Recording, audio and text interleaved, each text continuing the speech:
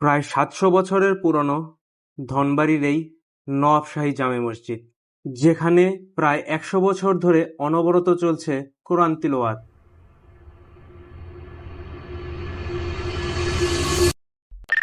আসসালামু আলাইকুম। আজকে আছি টাঙ্গাইলের ধনবাড়ি উপজেলার নওয়াবশাহী জামে মসজিদে। মসজিদটি ৭০০ বছর আগে নির্মিত হলেও ধনবাড়ি জমিদার নওয়াব আলী চৌধুরী পরবর্তীতে এটিকে সংস্কার ও পুনর্নির্মাণ করেন।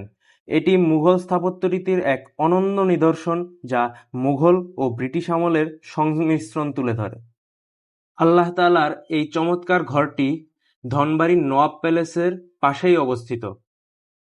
পাশেই রয়েছে সুন্দর একটি পুকুর। এই মনোরম পরিবেশে হাফেজ সাহেবরা বসে অনবরত করে যাচ্ছেন কোরআন তেলাওয়াত। হ্যাঁ, প্রায় ১০০ বছর ধরে এভাবেই সার্বক্ষণিক এখানে কোরআন তেলাওয়াত চলতে থাকে। শুধুমাত্র ৫ ওয়াক্ত নামাজের সময় ব্যতীত আর সব সময়ই কোরআন তেলাওয়াত করার জন্য এখানে হাফেজ সাহেবরা নিয়োজিত রয়েছেন।